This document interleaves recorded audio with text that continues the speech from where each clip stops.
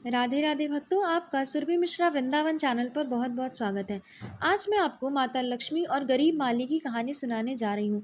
एक बार बैकुंठ लोक में भगवान विष्णु जी अपने आसन शेषनाग पर बैठे बैठे ऊब गए। तो उन्होंने सोचा, चलो पृथ्वी लोक घूम कर आता हूँ। वैसे भी कई साल बीत गए थे, धरती पर गए, इसलिए वो फटाफट अपनी यात्रा की तैयारी करने लगे। विष्णु जी को तैयार होता देख माता लक्ष्मी जी ने उनसे पूछा, आज सुबह सुबह कहाँ जाने की तैयारी हो रही है स्वामी? विष्णु जी ने कहा, हे प्रिय, मैं पृथ्वी लोक पर घूमने जा रहा हूँ। तो कुछ सोचकर लक्ष्मी जी ने कहा, हे भगवान, क्या मैं भी आपके साथ चल पृथ्वी लोक आ सकती हूँ? विष्णु जी ने दो पल सोचा, फिर कहा, एक शर्त पर। तुम मेरे साथ चल तो सकती हो, तुम पृथ्वी पर पहुंचकर उत्तर दिशा की ओर नहीं देखोगी।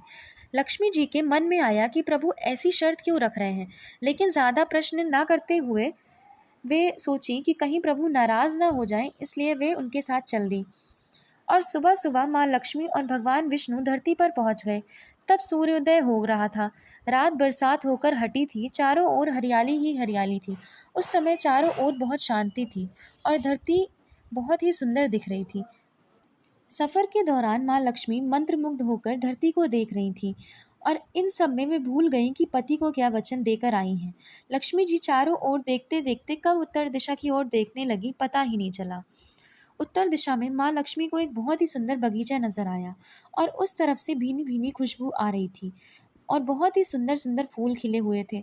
वहाँ एक फूलों का खेत था। माँ लक्ष्मी बिना सोचे समझे उस खेत में चली गई और एक सुंदर सा फूल तोड़ लाई। लेकिन यह क्या, जब माँ लक्ष्मी भगवान विष्णु के पास वापस आई तो भगवान विष्णु की आंखों में आंसू थे। भगवान विष्णु ने माँ लक्ष्मी से कहा, कभी भी किसी से बिना पूछे उसका कुछ भी नहीं लेना चाहिए और किसी को दिया वचन भी नहीं तोड़ना चाहिए। माँ लक्ष्मी को अपनी भूल का पता चला तो उन्होंने भगवान विष्णु से इस भूल की माफ़ी मांगी। भगवान विष्णु ने कहा, माना कि तुम मेरे प्रियजू हो, फिर भी तुमने जो भूल की है उसकी सज़ा तुम्हें ज़रूर मिलेगी। जिस माली के खेत से तुमने बिना पूछे फूल तोड़ा है, जो कि एक प्रकार की चोरी है, इसलिए अब तुम 3 साल तक माली के घर नौकर बनकर रहोगी। उसके बाद मैं तुम्हें बैकुंठ से वापस बुलाऊंगा। माँ लक्ष्मी ने चुपचाप सर झुकाकर हाँ कर दी। उस दिन से माँ लक्ष्मी एक गरीब औरत का रूप धारण करके उस खेत के मालिक के घर आई। घर क्या, एक झोपड़ा था। मालिक का नाम माधव था। घर में माधव की बीवी, 2 बेटे और 3 बेटियां थी। सभी उस छोटे से खेत में काम करके किसी तरह से गुजारा करते थे। माँ लक्ष्मी जब एक साधारण और गरीब औरत बनकर माधव के झोपड़े पर गई तो माधव ने पूछा, बहन तुम कौन हो, मुझसे इस समय तुम्हें क्या चाहिए? तब माँ लक्ष्मी ने कहा, मैं एक गरीब औरत हूँ, मेरी देखभाल करने वाला कोई नहीं है, मैंने कई दिन से खाना भी नहीं खाया, मुझे कोई भी काम दे दो, इसके बदले मैं तुम्हारा घर का काम भी कर दिया करूंगी, बस मुझे अपने घर में एक कोने में आसरा दे देना। माधव गरीब जरूर था किंतु बहुत ही अच्छे दिल का था। उसे दया आ गई, लेकिन उसने कहा, बहन मैं तो बहुत ही गरीब हूँ, मेरी कमाई से मेरे घर का खर्च मुश्किल से चलता है। अगर मेरी 3 की जगह 4 बेटियां होती तो भी मैंने गुजारा करना ही था।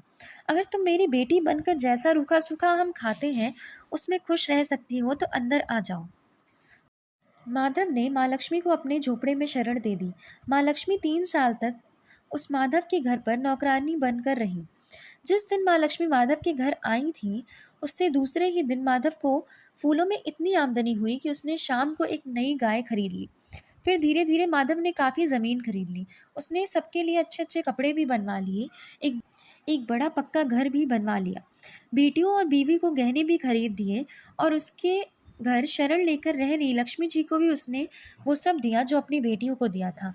3 साल लगभग बीत गए, लेकिन माँ लक्ष्मी अब भी घर में और खेत में काम करती थी। एक दिन माधव जो अपने खेतों से काम करके घर आया तो उसने अपने घर के सामने द्वार पर एक देवी स्वरूप गहनों से लदी एक औरत को देखा। ध्यान से देखकर पहचान गया, अरे यह तो मेरी मुंह बोली छोटी बेटी यानी वही औरत है।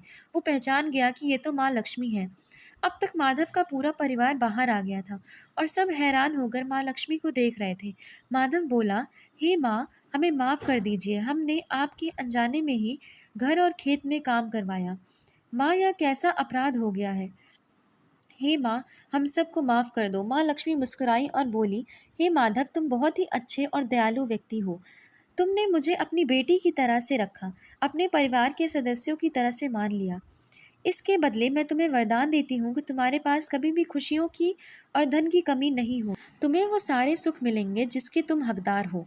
माँ अपने स्वामी के द्वारा भेजे रथ में बैठकर चली गई। बोलो लक्ष्मी माता की जय। राधे राधे। अगर आपको यह कहानी पसंद आई हो तो कृपया हमारे चैनल को लाइक, सब्सक्राइब और शेयर करना ना भूलें। धन्यवाद।